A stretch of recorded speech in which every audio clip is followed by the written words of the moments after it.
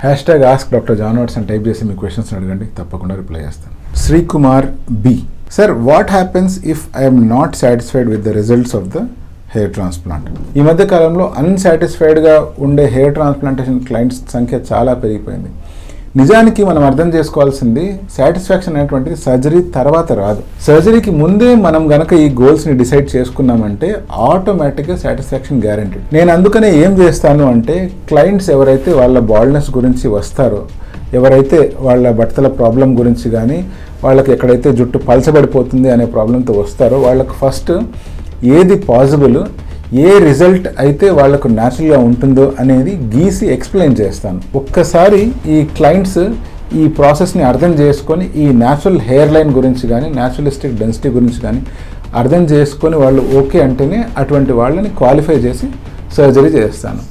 So ఎప్పుడైతే ఇలా surgery చేస్తామో, ఎప్పుడైతే మొత్తం క్లియర్గా ఎక్స్ప్లెయిన్ చేసి ఇది మీకు రాబోయే రిజల్ట్, ఇది మీరు పొందబోతున్నారు అని క్లియర్గా చెప్పినప్పుడు ఆటోమేటిక్గా సర్జరీ తర్వాత అందరూ సాటిస్ఫై అవుతారు. ఎప్పుడైతే అలా చెప్పకుండా అన్రియలిస్టిక్ ఎక్స్పెక్టేషన్తో ఒక క్లయింట్ వచ్చి ఉంటాడు, ఫర్ ఎగ్జాంపుల్ ఆ వ్యక్తికి తలంతా బట్టల ఉండొచ్చు, వెనకాల డోనర్ ఏరియా స్కాల్ప్ మీద కొంచెమే ఉండొచ్చు, బాడీ హెయిర్ అంతంత మాత్రమే ఉండొచ్చు. ఆ వ్యక్తికి గనక మనము తలంతా ట్రాన్స్ప్లాంట్ చేసేస్తాము, తలంతా మీకు జుట్టు వచ్చేస్తుంది అని కనుక చెప్పినట్లయితే, తీరా సర్జరీ జరిగి రిజల్ట్ వచ్చిన తర్వాత ఈ ఎక్స్పెక్టేషన్స్ ఎప్పుడైతే మీట్ అవో ఆటోమేటిక్గా వాళ్ళు అన్సాటిస్ఫై అవుతారు.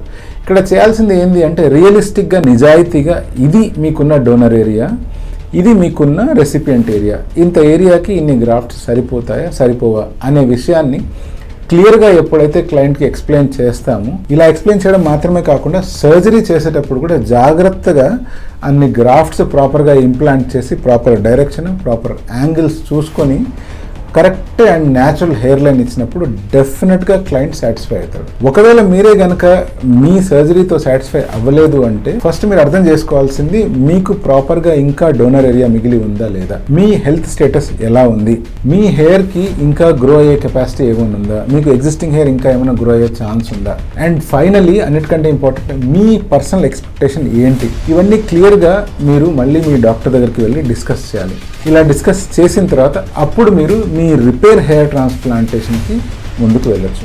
సో ఎవరైతే ఇలా అన్సాటిస్ఫైడ్గా ఉంటారో రిజల్ట్స్ ద్వారా, వాళ్ళు ప్రత్యేకించి వరి కావాల్సిన అవసరం లేదు. మొదటిసారి ప్రాపర్ నాలెడ్జ్ లేకనో, లేకపోతే ప్రాపర్గా దాని గురించి అవగాహన లేకనో తప్పులు జరగడం సహజం.